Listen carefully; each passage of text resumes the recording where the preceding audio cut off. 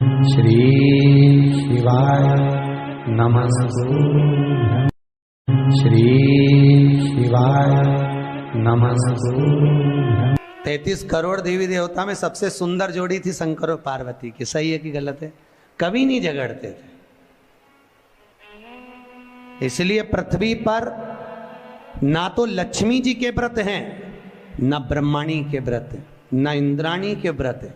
अगर पूरी पृथ्वी पर सबसे ज्यादा व्रत किसके हैं? माता पार्वती। तीज का व्रत किसका? पार्वती का। चतुर्थी का व्रत किसका? पार्वती का। चौथ का व्रत किसका? पार्वती का। छठ का व्रत किसका? पार्वती का। जितने व्रत है सब माता पार्वती। गणेश जी मैया को प्रसन्न करने के लिए अष्ट रूप में धारण करते हैं।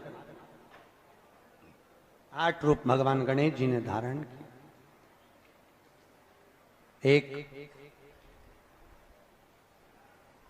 मयूरेश्वर गणेश, दूसरा सिद्धि विनायक, तीसरा बल्लालेश्वर, फिर वरद विनायक, फिर चिंतामणि, फिर गिरजात्मज, फिर भगवान गणेश विघ्नेश्वर अष्ट विनायक, फिर महागणपति। ऐसे गणेश जी के अष्ट नाम हुए। उस समय तिजोरी के अंदर जो गणेश की प्रतिमा रखी जाती है किस नाम से रखी जाती है? तो तिजोरी में हम जो गणेश की प्रतिमा रखते हैं वो वरद विनायक के नाम से रखते हैं। कौन सा गणेश? वरद। वरद विनायक के नाम से तिजोरी में गणेश रखते हैं। और वरद विनायक के नाम से गणेश जी तिजोरी में रखाते हैं। आपको कथा में कहा था, घर में सीधी सूंड का गणेश और व्यापार व्यवसाय ऑफिस में उल्टी सूंड का गणेश होना चाहिए। वरद विनायक को तिजोरी में। जब मकान का गृह प्रवेश होता है तो गणेश जी की पूजन जो दरवाजे पर करी जाती है उसे सिद्धि विनायक गणेश कहते हैं। कौन सा गणेश? सिद्धि विनायक। जब हम घर में शुभ कार्य हो, बंदर बाल लगाएं, कोई दरवाजे पर शुभ लाभ लगाएं या स्वस्तिक बनाएं या माताएं दरवाजे पर रंगोली डाले तो उसी समय पर सिद्धि विनायक के नाम से रंगोली डालना चाहिए। तो घर में लक्ष्मी बढ़ती है, सिद्धता बढ़ती है। याद रखिए, कभी भी गणेश जी को, मिट्टी के गणेश जी लाते हो भादो महीने में, तो विसर्जन करो तो विसर्जन के समय पर 2 बिंदी, एक कंकु की एक हल्दी की, दीवार पर जरूर लगा देना चाहिए। क्यों? क्योंकि गणेश जी हमारे यहाँ आते हैं तो रिद्धि सिद्धि के साथ आते हैं। पर जब गणेश जी जाते हैं, अगर हम बिंदी नहीं लगाते हैं तो गणेश जी अपनी रिद्धि सिद्धि को साथ में लेकर चले जाते हैं। पति के साथ पत्नी वापिस चली जाती है। जब हम बिंदी लगाते हैं तो उसका मतलब होता है कि हमारे घर की बहू हमारे घर में रहे, बेटा भले भ्रमण के लिए जाए। तो गणेश जी जाते हैं, रिद्धि सिद्धि घर में रह जाती है। इसलिए रिद्धि सिद्धि को घर में रखने के लिए 2 बिंदी लगाना चाहिए, एक कुंकू की, एक हल्दी। रिद्धि सिद्धि। गणेश जी की प्रियता है दुर्वा। क्या प्रियता है? दुर्वा। कितनी दुर्वा गणेश जी को समर्पित करी जाती है? मात्र 5। कितनी?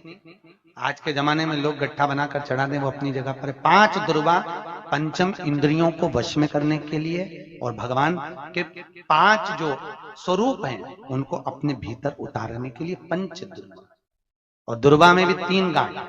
जब दुर्वा समर्पित करी जाती है तो उसमें नीचे दुर्वा की डंडी पर गांठ रहती है, 3 छोटी छोटी गांठें होना चाहिए। चतुर्थी का जो व्रत करने वाली होती हैं, जो चतुर्थी का पूजन करने वाली होती हैं, उनके भीतर का एक भाव होता है कि जैसे ही शाम का समय आए चंद्रदेव का पूजन करें। चंद्र जब प्रकट हो जाए, कलश भर लिया, उसके नीचे आखा दाना रख दिया, चावल गेहूं जो भी आप रखते हो पूजन के लिए, ऊपर पात्र आदि रख दिया, जलाशय, फिर अपन ने घी का दिया लगाकर पूजन भी कर ली। तो जो चतुर्थी का पूजन करने वाली होती है, जो चतुर्थी का नियम व्रत धारण करने वाली होती है, बड़ी बड़ी चतुर्थियां करती हैं या उसका नियम धारण करती हैं, तो चतुर्थी का जो पूजन करती है वो किस चीज के लिए होता है? केवल संतान, पुत्र, परिवार, हमारा कुटुंब, हम जिस कुल में हैं, हमारा कुल वैभव की ओर बढ़े, संपदा की ओर बढ़े और उसकी आयु बढ़े, उसकी आयु बढ़े, वैभव बढ़े। बहुत ध्यान दीजिएगा महाराज। चतुर्थी की पूजन में जो आप आखा दाना रखते हो, गेहूं वगैरह कुछ भी जो रखते हो, उसकी बड़ी महत्वता होती है महाराज। यहां तक कहा गया है, चतुर्थी की कथा तो आप लोग पढ़ते होंगे, जो लोग पढ़ते हैं उनको मालूम होगा। चतुर्थी की कथा में लिखा है,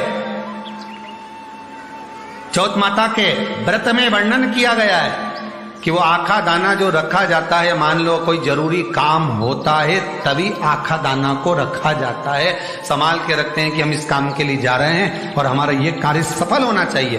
तो जिसने चतुर्थी का व्रत करा है, जिसने चंद्रदेव का पूजन करा, चतुर्थी का व्रत करा, वो गणेश जी से विनती करके वहां से 2-4 आखा दाना उठा ले, और जो व्यक्ति का काम अटक रहा है अपने ही घर का, पर दूसरे कुल को नहीं देना, अपने ही कुल के अंतर्गत जो काम अटक रहा है उसकी जेब में, उसके पल्लू में उस चीज को रख दिया जाए। तो चतुर्थी जो अगली आती है, जैसे आप महीने की करते हो तो महीने की, और आप जैसे करते हो कि 4 अलग बड़ी बड़ी चतुर्थी करते हो तो उसके अनुसार आपका कार्य सिद्ध होता ही है। उस आखे दाने का इतना महत्व होता है क्योंकि चतुर्थी का व्रत करने वाली माता जब व्रत करती है तो स्वयं चतुर्थी की कथा में लिखा हुआ है कि पार्वती जी गणेश जी से चतुर्थी की कथा बचवाती। चतुर्थी की कथा बाची किसने थी? स्वयं गणेश जी महाराज ने। और सुनी किसने थी? माता पार्वती। बाचने वाले गणेश जी थे, सुनने वाली माता पार्वती थी। तो चतुर्थी की कथा जब होती है तो उसको स्वयं गणेश जी बाच रहे हैं। तो व्रत कौन सुन रही है? माता पार्वती। और आपने जो आखा दाना लिया वो गणेश जी के भाव से लिया, गणेश जी से निवेदन करके, विनय करके, प्रार्थना कर उसको प्राप्त किया। जितने आस्था चैनल पर कथा सुन रहे हो, जितने फेसबुक और यूट्यूब पर सुन रहे हो, और जितने इस छत्तीसगढ़ की पावन धरा पर बैठकर सुन रहे हो, बहुत सावधानी से सुनना। एक छोटा सा कपूर का टुकड़ा जब आरती में जलाया जाता है तो ये कपूर क्यों जलाते हैं? इस कपूर का महत्व क्या है? इस कपूर का कारण क्या है? ये कपूर है कौन जिसको हम आरती में जलाते?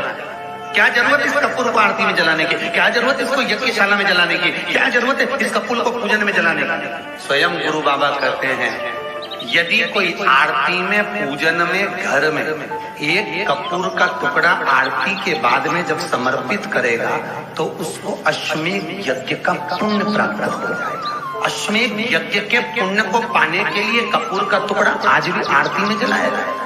एक कपूर का टुकड़ा सुख का, इसीलिए हमारे यहाँ शास्त्र कहता है महाराज, जब आपको घर में अगर ऐसा लगने लगे कि 15 दिन से बहुत बेचैनी है, बहुत दुख तकलीफ लग रही है, कोई ना कोई बीमार पड़ रहा है, कुछ ना कुछ तकलीफें लग रही है, तो एक पीपल का पत्ता ले लो, उसके ऊपर एक कपूर का टुकड़ा ले लो, सारे घर में घुमाकर उसको दरवाजे के बीच मध्य में जलाकर रख दीजिए। थोड़ी सी जगह 20 से 25 मिनट के अंदर मकान में एनर्जी वापिस आ जाएगी, उस भवन में एनर्जी वापिस हो जाएगी। 20 से 25 मिनट के अंदर एनर्जी वापस। लग रहा है कि यहाँ नेगेटिव है तो उसको पॉजिटिव बनाया जा सकता है। रात को 12 बजे शंकर जी के मंदिर में शिवलिंग पर चढ़ी हुई बेलपत्री को उठाकर शंकर मंदिर का शिखर देखकर चबा चबा कर खा लीजिए। आपके पाँव के घुटने बदलने की जरूरत नहीं पड़ेगी, ऑपरेशन की जरूरत नहीं। गणेश जी फ्री कब रहते हैं? तो हमने कहा अब ये तुम्हारे ऊपर, हमको तो मालूम भी नहीं, हम तो अपॉइंटमेंट लिए भी नहीं उनसे, तो तुम्हें ज्यादा स्मरण।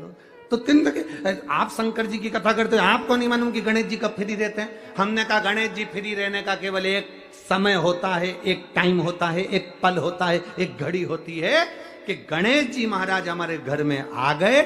गणेश जी की सबसे पहली जो आरती हो, उस आरती के समय पर अगर धूप बत्ती जलाई जाए या गोबरी को जलाकर उसमें गूगल छोड़ी जाए और गूगल छोड़ने के बाद गणेश जी का नाम ध्रुम वर्ण कह दिया जाए तो गणेश जी को तुम्हारे घर की पूजा स्वीकार करना पड़ती है। बस वो समय हम तो बस उतना जानते हैं कि शिव महापुराण में लिखा और मुद्गल पुराण में लिखा, गणेश पुराण में लिखा, गणेश जी का एक नाम होता है ध्रुम वर्ण।